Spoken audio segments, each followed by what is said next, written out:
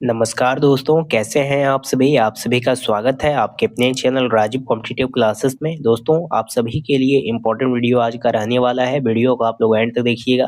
देखिए, जितने भी प्रधान शिक्षक हैं, प्रधानाध्यापक हैं या फिर विद्यालय अध्यापक हैं जो टीआरई 1, टीआरई 2, टीआरई 3 के तहत चयनित हैं या जो विशिष्ट शिक्षक हैं जो सक्षमता 1, 2, 3, 4, 5 सभी शिक्षकों के लिए सदन में बहुत अच्छी खबर निकल के आई है, समान काम के बदल समान वेतन।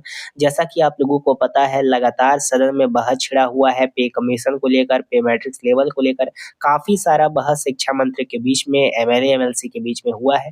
पहले आप पूरा वीडियो को देखिए, अच्छे तरीके से समझिए कि क्या-क्या इस पे आप लोगों का निर्णय लिया जा रहा है, क्या-क्या निष्कर्ष निकाला जा रहा है पे कमीशन को लेकर। उससे पहले नए हैं चैनल पे सब्सक्राइब कीजिएगा, बेल आइकन को प्रेस कीजिएगा और इस वीडियो को ज़्यादा से ज़्यादा शेयर कीजिएगा।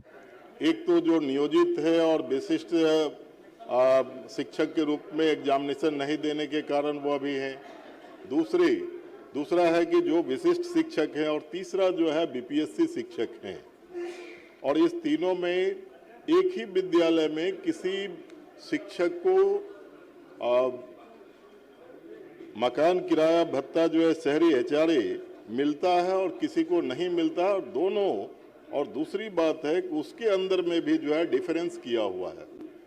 किसी को 10% मिलता है, किसी को 8% मिलता है, किसी को 4% मिलता है।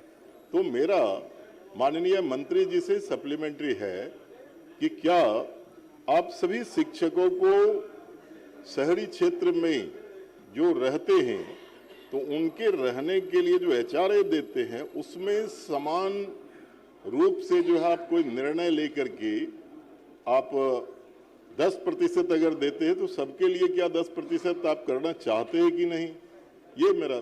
माननीय मंत्री महोदय, इन्होंने माननीय सदस्य ने ठीक कहा कि 3 तरह के शिक्षक आज के दिन में कार्यरत हैं, लेकिन विसंगति किसी तरीके की ना हो, चाहे वो पे का मामला हो, एचआरए का मामला हो, अन्य जो भी भत्ता देय है उसमें न हो। तो हम लोगों ने इस संबंध में सभी को सामान्य रूप देने के लिए हम लोगों ने कार्रवाई की है। विशेष करके एचआरए का इन्होंने जो प्रश्न उठाया तो उसमें 5 तरह के रेट हैं। एक जो दिल्ली में है वो 30% ऑफ बेसिक पे है, बाकी टीयर 2, टीयर 3, टीयर 4, टीयर 5 में 20, 10, 7.5 और 5% बेसिक पे का मिलता है। तो अधिकांश, जहाँ तक हम लोग की समझ है, अधिकांश जगहों पर, अधिकांश जिलों में ये जो वेतन विसंगति है या एचआरए का मामला है, अन्य को हम लोगों ने ठीक कर लिया है। और कहीं कहीं ये काम बाकी है, कुछ बहुत कम रह गया। जहाँ तक हमारी समझ है करीब 90% ये समस्या का समाधान हो चुका है। आने वाले दिनों में 10% का भी हम लोग कर लेंगे। संख्या बहुत है, 5,87,000 से ज़्यादा हैं शिक्षक।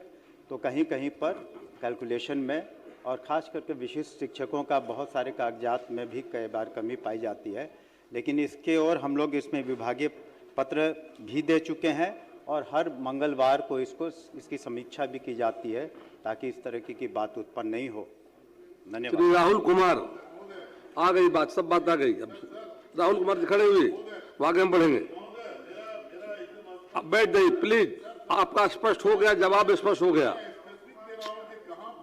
कहा तो 10% बच गया है। माननीय मंत्री ने कहा है कि 90% हो गया है, 10% जो बचा है सरकार के लिए प्रयासरत है, जाकर जल्दी कर लिया जाएगा।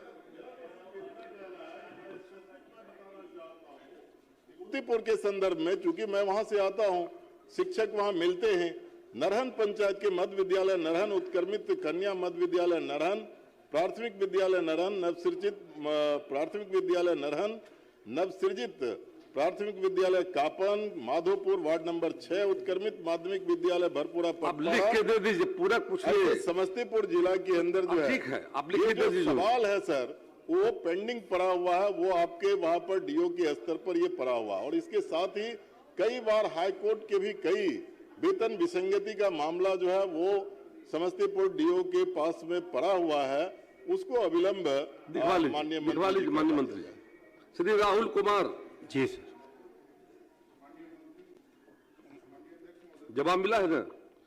जवाब अभी देखा है महोदय। चलिए, मैं पूरक सीधा पूछना चाहता हूं माननीय मंत्री जी से कि बिहार राज्य के तमाम राज्य कर्मी जितने भी हैं महोदय, सबके वेतन इंक्रीमेंट, वेतन वृद्धि संबंधित वित्त विभाग निर्णय करता है, उन्हीं का संकल्प है, उसके हिसाब से वो निर्णय होता है। लेकिन जो विशिष्ट शिक्षक हैं उनके लिए अलग से शिक्षा विभाग ने अलग से एक संकल्प निकाला और उसके बाद उनका इंक्रीमेंट का कार्य हो रहा है।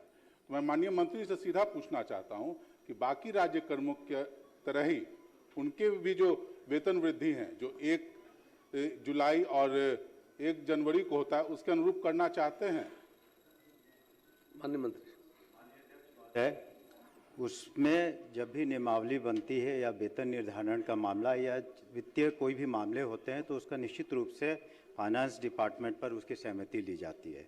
दूसरा, जो माननीय सदस्य ने अपना प्रश्न उठाया तो उसमें निश्चित रूप से जब विशिष्ट शिक्षक एक बार जब सरकारी सेवक बन गए हैं तब उनको जो भी सरकारी सेवक को जो भी सुविधाएं या जो भी देय होगा उनको भी मिलेगा। और जब से बीपी उन्होंने जो एक सक्षमता परीक्षा पास की है और करीब 2.5 लाख जो पास किए हैं तो उन लोग भी सरकारी सेवक हो गए, उन्हें भी वो सारी सुविधाएं दे है। जैसा कि पूर्व के माननीय सदस्य ने प्रश्न उठाया तो उस वक्त भी हमने कहा था और इसीलिए हम लोगों ने, चूंकि उनकी कैटेगरी अलग थी इसलिए अलग से इसका निर्धारण करना पड़ा, लेकिन उनके साथ किसी तरह का भेदभाव और विसंगति का प्रश्न नहीं उठता। धन्यवाद। श्री IP गुप्ता, पूछ लीजिए। माननीय मंत्री ने कहा कि उनके साथ किसी तरह का भेदभाव नहीं हो रहा है। इन्हीं का अपने विभाग का, इनका शिक्षा विभाग का जो उन्होंने कहा है कि वेतन वृद्धि दिनांक 1 जनवरी 26 से देय होगा। 1 जनवरी 25 को उन्होंने ज्वाइन किया विशिष्ट शिक्षक के रूप में। जो जनरली जो भी वित्त विभाग से हैं उनको जुलाई 1 से मिलना शुरू होता है, तो पूरा 1 साल का इनका वेतन वृद्धि समाप्त हो गया। जबकि राज्य के अन्य कर्मी अगर होते तो उनको वेतन वृद्धि वित्त विभाग के हिसाब से होता। मैं माननीय मंत्री से सीधा जानना चाहता हूं कि वो बाकी कर्मियों के तरह ही ये जो उनका आदेश है इसको निरस्त करके वित्त विभाग के आदेश के आलोक में आदेश निर्गत करवाना चाहते हैं कि नहीं। और दूसरा, जो भी वेतन विसंगति है और जो अरियर भुगतान हो रहा है तो उसको तत्काल रूप से एकदम मिशन के रूप में, क्योंकि हर जगह पे इस पर लेकर अलग अलग जगह पर भ्रष्टाचार के और पैसे का डिमांड किया जा रहा है कि अब अरियर आपको मिलेगा, लेकिन तो माननीय मंत्री सीधे मैं 2 पूरक जो पूछना चाहता हूं कि जो भी उनको अरियर पेमेंट होना है तो बिना किसी भ्रष्टाचार के, बिना किसी अलग से पैसा दिए पेमेंट हो। और दूसरा, वित्त विभाग के अनुरूप बाकी राज्य कर्मी के हिसाब से उनको वेतन वृद्धि का लाभ देना चाहते हैं कि नहीं देना चाहते हैं, ये मैं सीधा जानना चाहता हूं।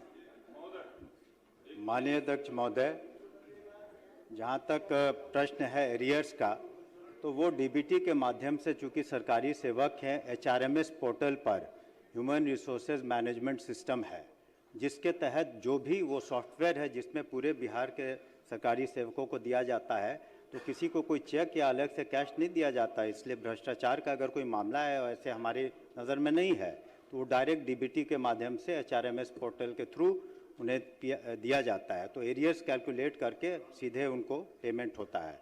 और जहाँ तक इन्होंने जो डेट्स का बताया है उसको हम देख लेंगे, लेकिन जहाँ तक है कि आप एक बार जब पास कर जाते हैं उसके बाद आपकी काउंसलिंग होती है। चूँकि संख्या बहुत थी, 2.5 लाख से ऊपर थे, तो काउंसलिंग में उसको वक्त लगा। काउंसलिंग के बाद ही आप ज्वाइनिंग करते हैं, इसलिए इस तरह की बात हुई। फिर भी चूँकि